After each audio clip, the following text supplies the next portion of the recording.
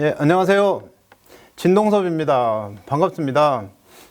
지난해 스카이캐슬 이후로 뭐 공부가 뭐니 해도 나오고 이런저런 프로그램에서 많이 얼굴을 내밀어서 이제는 제 얼굴이 명함이 된 사람, 네, 다 아시죠? 지나가다 보면 저를 알아보시는 분들이 많아져서 뭐라고 할까요? 네. 어쨌든 여러분께서는 지금 연예인에게 입시 얘기를 듣고 계십니다. 실제로 학생들이 아직은 학교를 안 가고 온라인 개학을 했잖아요. 그런데 이제 우리 수험생 여러분들은 곧 입시를 준비해야 되니까 그래서 오늘 이런 자리를 마련을 했습니다. 자, 우리 같이 이제 고3의 학생부 종합전형 대비 학생부 관리 방안을 주제로 이야기를 나눠보도록 하겠습니다. 자, 3학년 1학기 때 마지막 학생부 관리가 중요한데 학교를 안 가니 학생부 관리가 잘 안 되는 거 아니야? 난 정시로 가야 되나? 2021 대학 입시 정시로 가야 되나? 이렇게 생각하시는 분들이 있는 것 같아요.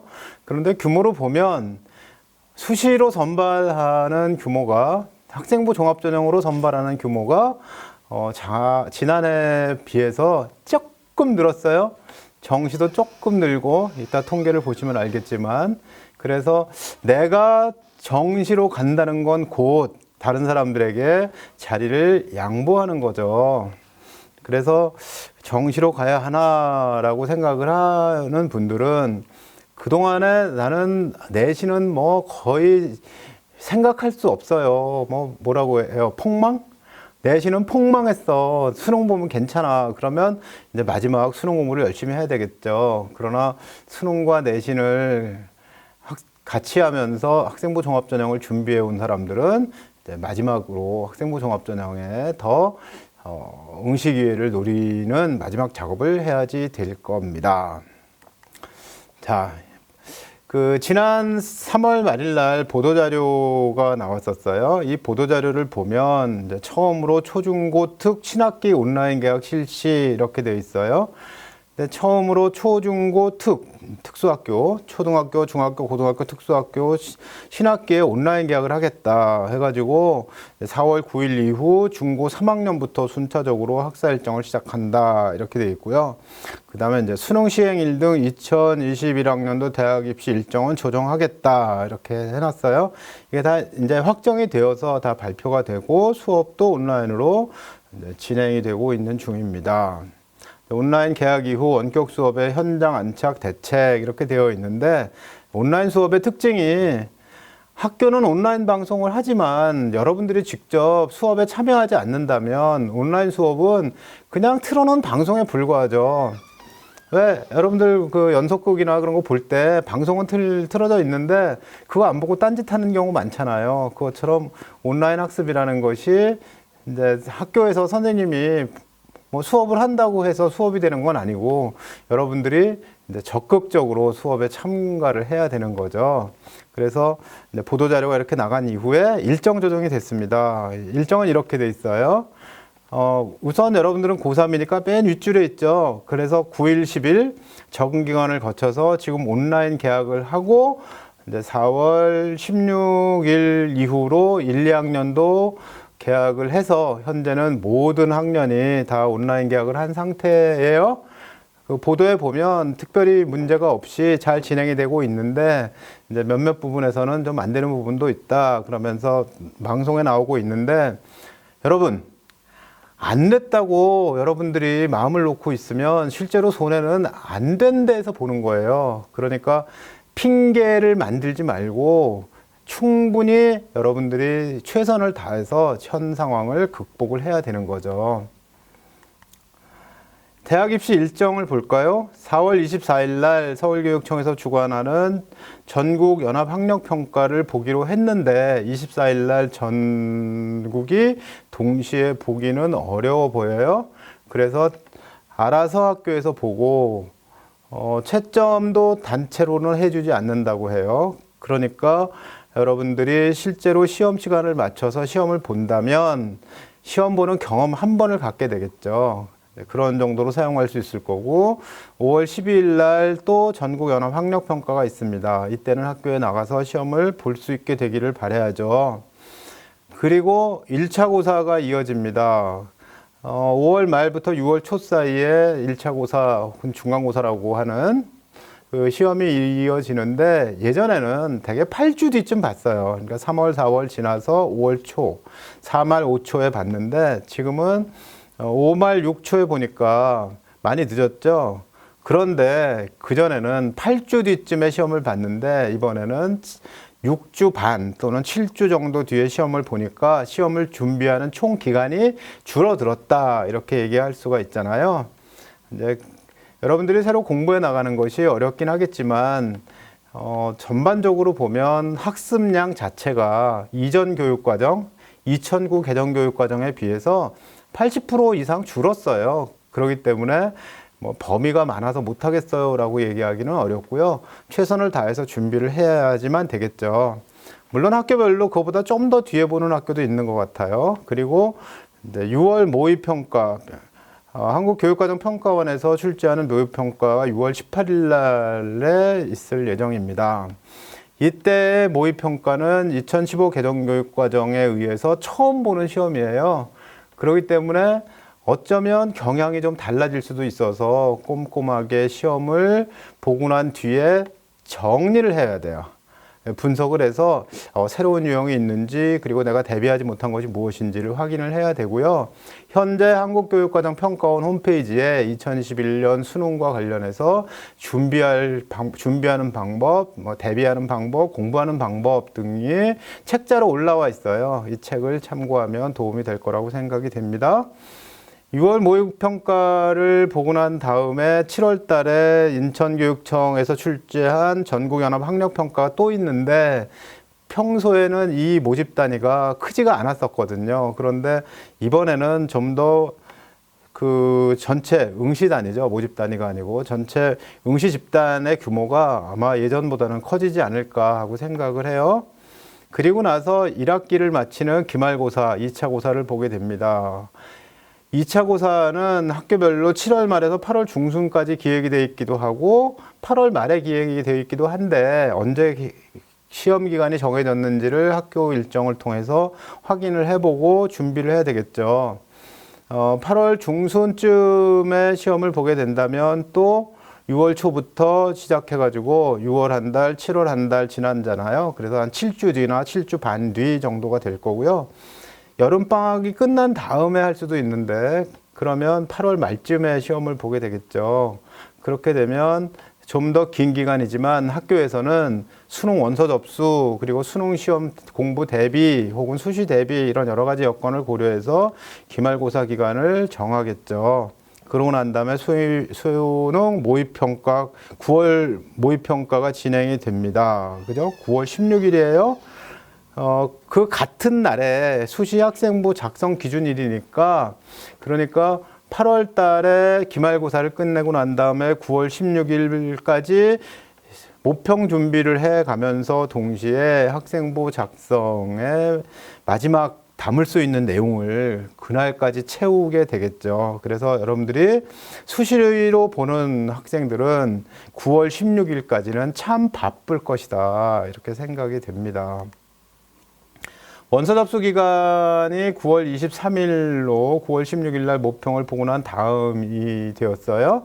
그러니까 9월 모평을 보고 난 다음에 모평 성적을 대충 보니까 내가 수시는 이 정도 갈 수 있어 라고 그 원서 접수 때 그 자기가 지원하려고 하는 6번의 기회를 정할 수가 있겠죠. 합격자 발표는 12월 27일 날 하게 되고 그 이후 등록이 이어지고 그리고 12월 3일 날 수능을 보고 수능 성적은 23일 날 나오고 다시 수능 성적은 23일 날 나오는데 수시 합격자 마지막 발표는 12월 27일입니다. 그러면 금년도 수시 등록은 이제 연말까지 가게 되고 정시는 1월 달로 넘어가게 됩니다.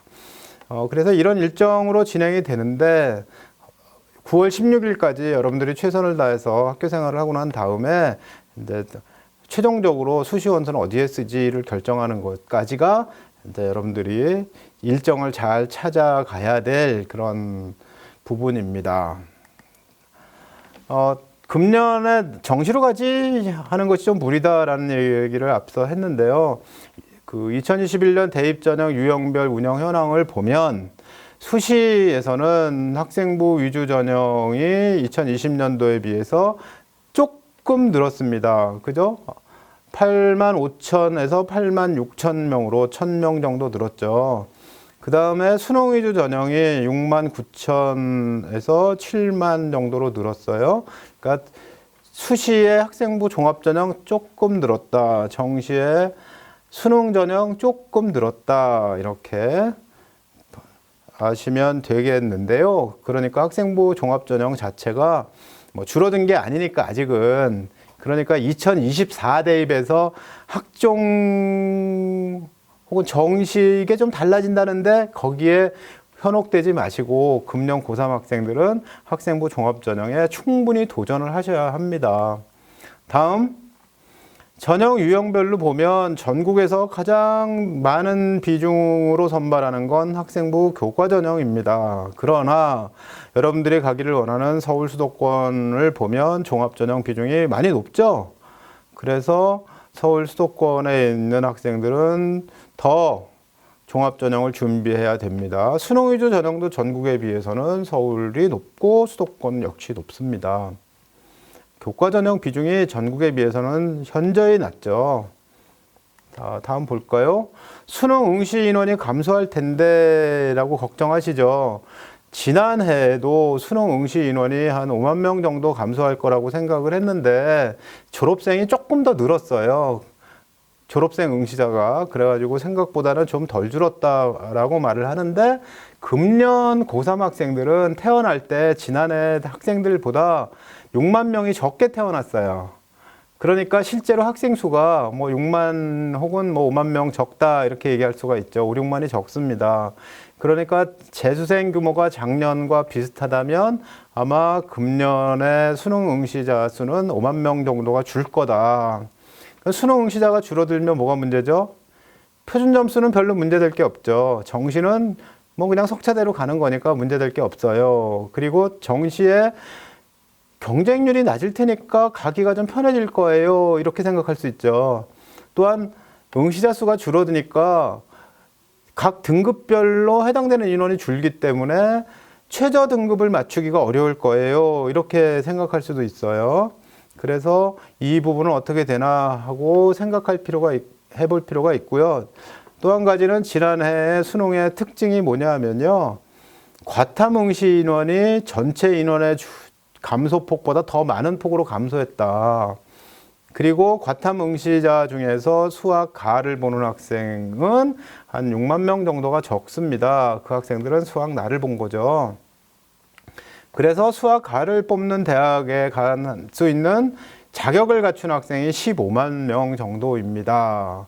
그러니까 수학 가를 본 학생이 줄어들면 줄어들수록 뭐가 됩니까? 이공계 기피 현상이 생길 가능성이 있죠.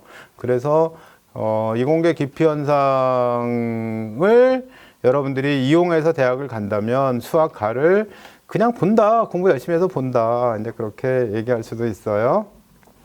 자, 응시 인원이 줄면 정시로 대학 가기가 쉬울까요? 근데 정시로 대학 가는 게 난데 내가 지금 수시에 괜히 허팀 쓰고 있는 게 아니야, 이렇게 생각할 수도 있죠.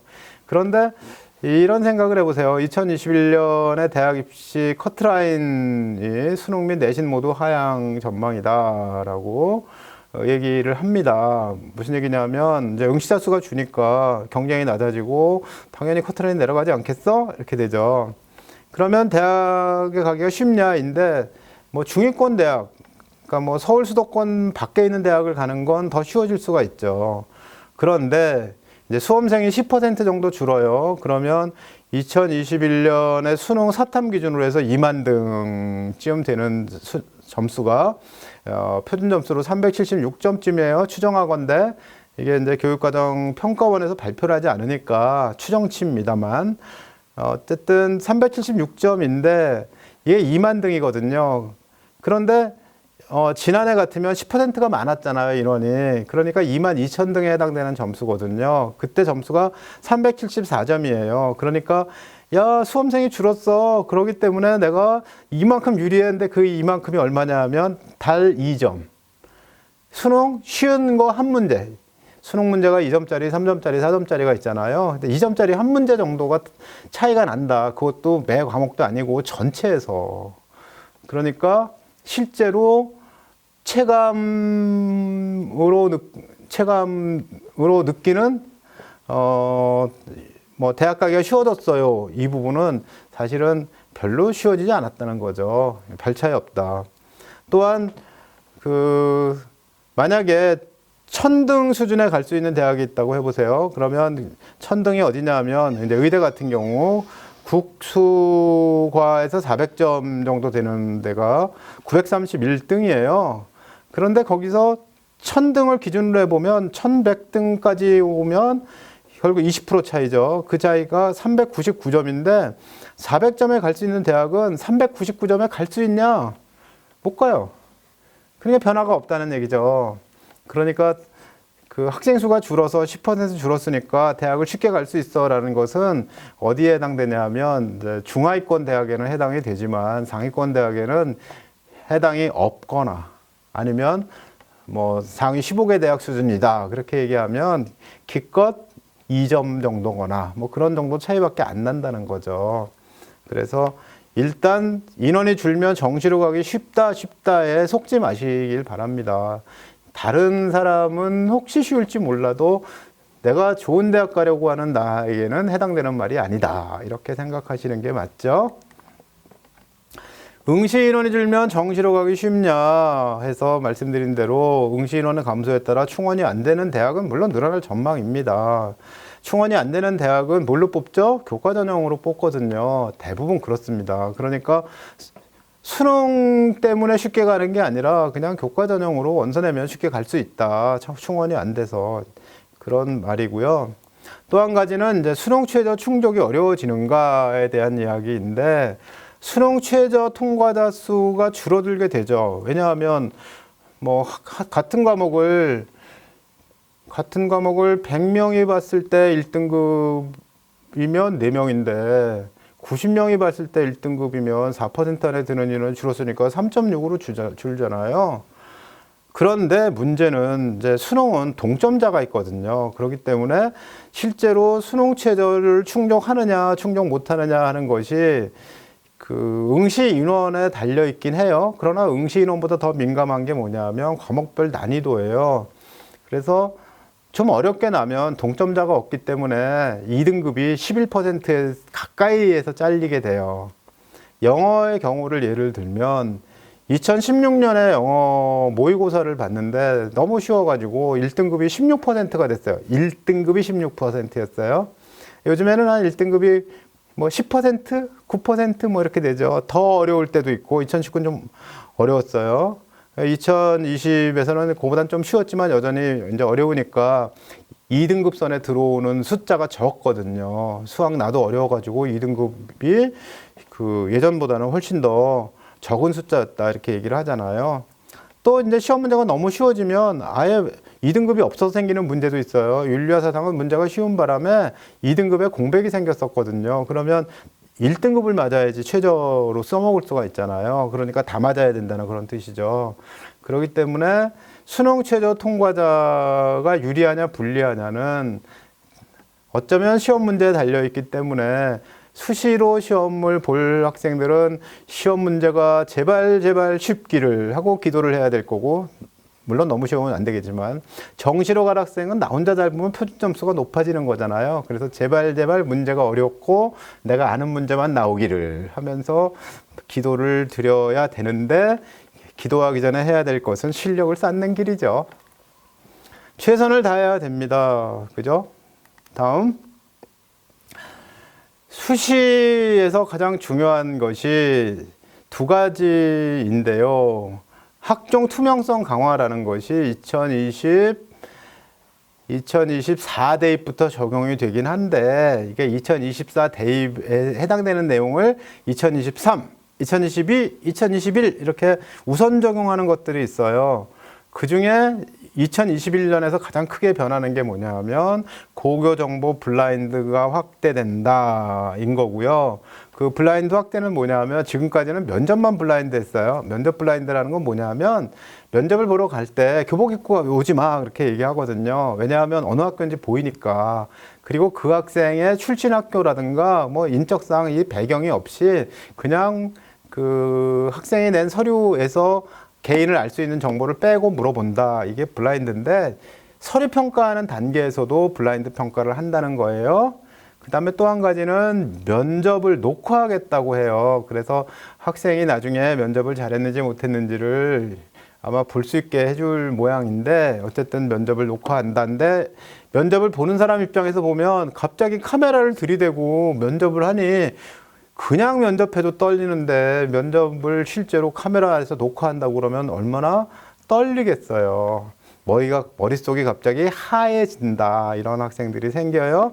그래서 학종 투명성 강화 조치에 따라서 고교정보 블라인드 확대가 되고 면접을 녹화한다고 하니 여기에 대비를 해야 되겠다라는 건데 그 밖에 고교 프로파일은 폐지한다. 여러분에게 해당이 되지 않죠. 평가 기준을 공개하겠다. 외부 공공사정관제를 도입하겠다. 아주 여러분들하고 진짜 관계없는 퇴직, 입학사정관, 취업제한 규정 위반 시 제재 규정을 만들겠다. 전형 유형별 고교 유형 및 지역별 선발 결과 이런 것들을 공개하겠다. 가이드라인을 만들겠다. 이런 여러 가지 것들이 있는데 그런데 여러분들하고 관계되어 있는 내용은 맨 위에 있는 빨간 글씨로 쓴 두 가지입니다. 네, 학생부는 관리해야 하나요? 학생부는 관리해야 하나요? 왜 관리해야 하나요? 이렇게. 오늘의 주제가 물론 학생부 관리이긴 하지만 학생부는 왜 관리해야 하나요? 인데 학생부는 선생님이 쓰시는 거니까 우리 학생들은 학생부를 관리할 수가 없어요. 학생부 관리는 학교에서 해요. 그죠? 그러니까 우리가 학생부를 관리한다라는 말은 원래는 있을 수 없는 말인데 그런데 학생부에 기록될 공부와 활동을 열심히 해서 학생부에 쓸 수 있는 소재들을 만들어낸다라고 이해를 하면 되겠죠? 그러나 어쨌든 학생부를 관리한다라는 말은 그 어감으로 보면 학생이 직접 학생부를 어떻게 해야 되는 것처럼 느껴지기 때문에 바른 표현은 아니라고 생각을 합니다. 여러분들은 학생부를 관리하는 게 아니라 여러분들의 공부를 관리하고 여러분들의 활동을 관리하는 거겠죠.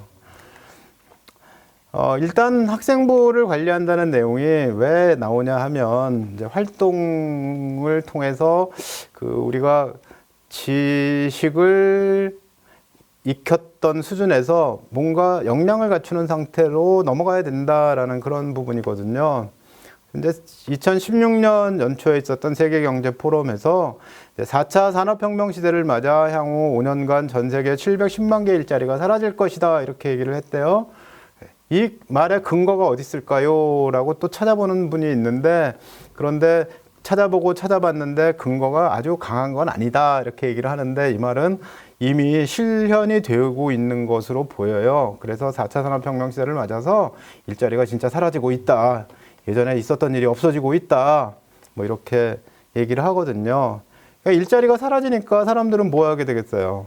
다른 일들을 하게 되죠. 그러니까 예전과는 좀 다르게 배워야 한다. 배울 수 있는, 공부할 수 있는 역량을 갖춰야 된다라는 그런 얘기예요. 그래서 우리 교육과정에서도 이런 역량이 필요하다라고 얘기하는데 지금 보이는 그림이 여러분들이 처음 적용된 그림이에요. 여러분들이 처음으로 2015 개정교육과정으로 배운 학생들이거든요. 그렇기 때문에 이제 그 전에는 없었던 개념이 들어가 있는 건데요. 그게 요 그림의 가운데 부분, 맨 가장 가운데 있는 노란 것이 바른 인성을 갖춘 창의융합형 인재라는 말. 이 말이 이제 계란, 달걀 노른자처럼 보인다면, 그러면 이제 그 노란색은 달걀 흰자죠. 자기관리 역량, 지식정보 처리 역량, 창의융합 사고 역량, 심미적 감성 역량, 의사소통 역량, 공동체 역량 이렇게 6개의 역량이 우리 교육 과정을 통해서 여러분들에게 역량을 길러줘야 되는 종류다. 역량의 종류다인 거고요. 그리고 그 역량을 통해서 여러분들이 어떤 사람이 되길 바라냐 하면 자주적인 사람, 창의적인 사람, 교양 있는 사람, 더불어 사는 사람이 되기를 바래요. 그런데 자주적인 사람은 스스로 자기가 계획을 세워서 자기 알아서 공부도 하고 자기가 알아서 자기 삶을 꾸리는 사람이에요. 그런데 이 세상을 살아가는 건 예전에는 짧은 교육, 긴 활용이었는데 지금은 교육 활용 그러면 평생을 학습하면서 살게 되거든요. 그러니까 자주적인 사람이 뭐 하는 사람이냐면 자기가 평생 동안 학습할 계획을 세워가면서 살아가는 사람인 거죠. 그리고 창의적인 사람 역시 머리가 말랑말랑해서 다양한 생각을 할 수가 있고 다양한 상황 변화에 적응할 수 있는 사람이에요. 자주적인 사람, 창의적인 사람을 다시 한마디로 줄이면 공부를 잘할 수 있는 사람인 거죠. 그리고 교양 있는 사람과 더불어 사는 사람은 착한 사람이에요. 예전에 착하다는 개념은 뭐 엄마 말을 잘 들어요, 선생님 말씀을 잘 들어요, 뭐 태도가 바라요 이런 거였는데 지금은 그런 가치에다가 더해서 친구들하고 잘 지내요, 나눔과 배려가 잘 돼요, 협력이 돼요, 소통이 돼요 이런 것까지 포함해 가지고 착하다 이렇게 얘기를 하면 되겠습니다. 그런 사람이 되기 위해서 6가지의 역량이 필요한데 이 안에 들어있는 6가지 역량을 여러분들에게 심어주고 있어요. 그래서 이런 역량을 가진 사람을 대학에서 선발한다 이렇게 얘기하겠죠. 예컨대 대학에서 우리는 A라는 역량을 뽑고 싶어. 그런데 고등학교는 B와 C밖에 가르치지 않는다면 그렇다면 대학은 A를 뽑을 수가 없잖아요. 그렇기 때문에 고등학교 교육과정에서 정해놓은 이런 인간상 혹은 이런 역량은 대학에서 학생들을 선발하는 역량과 별 차이가 없어요. 여러분도 많이 들었던 대학이 학생을 선발하는 기준이 뭐라고 해요? 인성, 발전 가능성, 학업 역량, 전공 적합성 이런 4가지를 기준으로 해서 뽑는다라는 말 많이 들으셨죠. 물론 모든 대학이 그런 건 아니지만 많이 알려진 이야기예요. 그런데 가만히 보면 인성이란 착한 사람, 발전 가능성이란 어떤 사람이에요? 자주적이고 창의적인 사람 이렇게 얘기할 수 있죠. 그리고 학업 역량 전반적으로 공부를 하는 사람이니까 그러고 보면 대학에서 학생을 선발하는 역량이나 고등학교의 교육과정 안에 들어있는 역량이나 큰 차이가 없다 이렇게 생각이 돼요. 그래서 이걸 보면 내가 이렇게 자라왔나?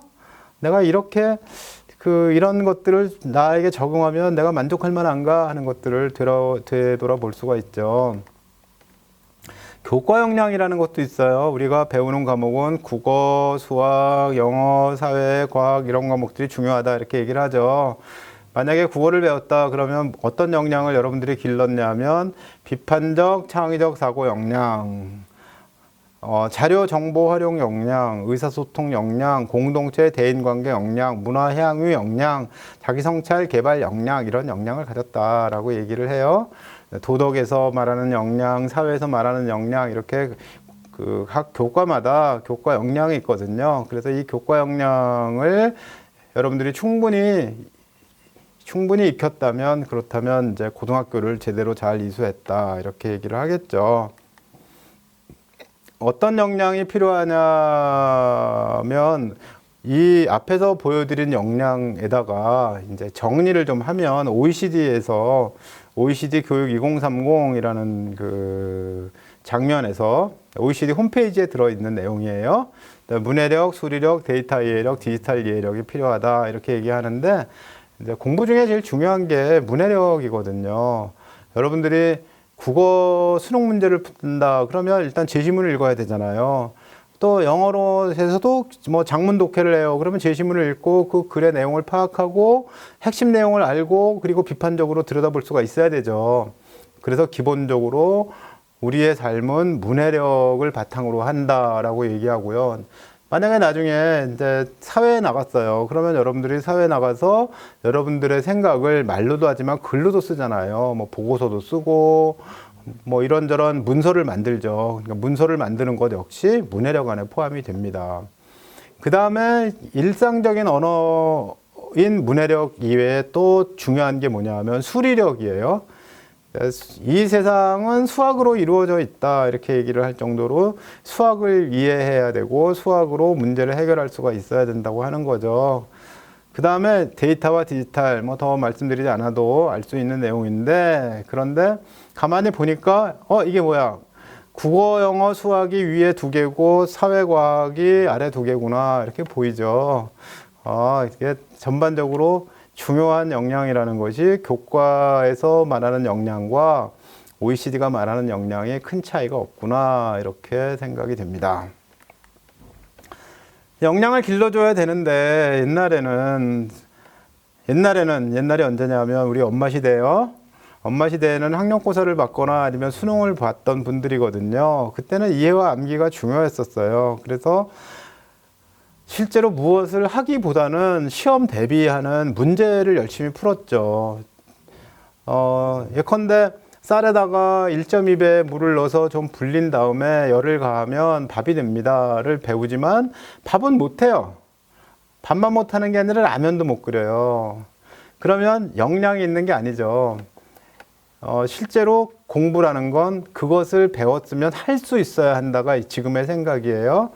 그래서 예전에는 고등학교에서 입시 대비 교육을 안 해줄 수가 없어서 문제풀이만 열심히 했었는데, 그런데 서구의 교실을 보면 뭔가 열심히 하고 막 활발한 거예요. 그래서 야, 저 서구는 되는데 우리는 왜 안 되냐? 서구는 대학 진학률이 낮아요. 그리고 보통 학교들은 뭐 한 20% 정도밖에 안 돼요. 많이 돼야지 뭐 절반 정도가 대학을 가거든요. 그러니까 대학 가는 학생들이 없으니까 당연히 학교에서 입시 준비를 안 하죠. 그리고 입시 준비 안 하고 알아서 학생이 개인적으로 공부를 하고 개인적으로 준비를 해서 대학을 가서 또 공부를 하게 됩니다. 그런데 우리는 워낙 입시율이 높아요. 우리나라에서 그 대학 입학 비율이 가장 높았던 때가 80% 조금 안 됐어요. 그러니까 대부분의 국민이 5명 중에 4명은 대학을 나오는 이런 시대를 지냈거든요. 그러니까 학교는 입시 준비를 안 해줄 수가 없죠. 그래서 정부에서 생각하기를, 그래, 대입제도를 개선해서 교실을 바꾸자 이렇게 내세웠어요. 대입제도를 어떻게 바꿔야 될까요? 선택형 문제를 가지고 계속 대입제도를 가져가면 학교는 문제집만 다루게 돼요. 그러니까 문제집을 안 다루는 방향으로 입시제도를 바꾸려면 어떻게 해야 되죠? 당연히 교실에서 수업하고 수업 시간에 발표도 하고 토론도 하고 실험도 하고 뭐 역할 연극도 해보고 뭐 이런저런 것들을 하고 난 다음에 그렇게 했다는 걸 세부능력 특기사항에 쓰는 거예요. 그래서 엄마 시대의 학교생활 기록부는 앞뒤로 한 장, 뭐 A3 한 장 정도 됐었어요. 그런데 지금은 뭐 양이 많죠. 뭐 A4 20매가 돼요, 30매가 돼요. 뭐 그러고 있잖아요. 그러니까 이제 대입제도를 바꾸면서 학생부 종합전형이라는 걸 만들고 학교가 그렇게 변하도록 해서 여러분들이 학교에서 역량을 기르도록 한 거죠. 그래서 학교에서 한 것을 가지고 평가를 해 놓으면 그 평가해 놓은 것 가지고 대학이 다시 들여다보고 이 학생은 우수한 학생이네 해서 뽑는 제도가 학생부 종합전형인 거죠. 지금 말씀드린 대입은 언제 바뀌었냐면 2004년에 발표를 했어요. 그래서 2004년 10월 달에 2008년부터 대학 입시 제도를 바꾸겠다라고 얘기를 했어요. 그래서 교실 수업 결과를 전형 자료로 사용해서 교실 수업을 바꾸기로 했거든요. 그래서 수능을 쉽게 내고 수능을 등급만 제공하고 그리고 학생부를 평가하겠다. 그래서 이제 지금과 같은 과목별 석차 등급제, 9등급제가 생겼어요. 그리고 이제 비교과, 봉사활동, 특별활동, 독서활동 등을 충실히 기록해가지고 이것이 중요하게, 문제풀이가 중요한 게 아니라 중요한 것의 방향을 좀 달리 해가지고 이제 비교과도 중요하다, 예체능도 중요하다, 이렇게 이제 그 시스템을 좀 바꾼 거죠. 그런데 문제는 어딨냐면 이제 처음에는 그 입학사정관제를 도입해서 대학이 학생부를 읽고 해석할 수 있는 역량을 강화해 주겠다라고 얘기하고 지역균형 제도도 만들었으나 그런데 처음에 입학사정관제 때는 여전히 수능으로 뽑는 학생 수가 많기 때문에 교실 개선이 잘 안 돼요. 교실은 여전히 수능 문제를 풀고 있는 거예요. 그래서 수업은 바뀌지 않고 비교과 중심의 스펙 중심의 입시가 계속됐습니다. 이 입시가 언제 바뀌었냐면 2011년도에 학교생활 기록부에 외부 활동을 기재하지 못하게 하고 그리고 외부 수상을 기재하지 못하게 하면서 대학 입시가 바뀌기 시작을 했어요. 그래서 2013년 조금 바뀌고 2014 대입에서 많이 바뀌고 2015 대입부터는 이름자차 학생부 종합전형으로 바뀌면서 이제 스펙이 중요하지 않게 된 거죠. 그러니까 여러분들은 지금 해야 될 게 뭐예요? 동아리 활동, 자율활동, 진로활동, 봉사활동 이것보다 더 중요한 건 학교 공부를 열심히 하는 거거든요. 그렇기 때문에 아마 지금 학교 선생님들은 뭐 물론 수능 공부도 해야 되니까 수능과 관련돼 있는 정보도 제공하면서 동시에 여러분들에게 이런저런 과제들을 내고 있으실 거예요. 그런데 이제 집에서 하는 과제는 평가할 수가 없으니까 나중에 학교에 와서 다시 점검을 해가면서 여러분들이 생활기록부에 쓸 수 있는 자료들을 아마 수집을 하고 있는 중이시겠죠? 아니면 뭐 쌍방향으로 여러분들이 하고 있는 장면을 직접 확인해 가면서 뭔가 자료를 이제 확보하고 계실 거예요.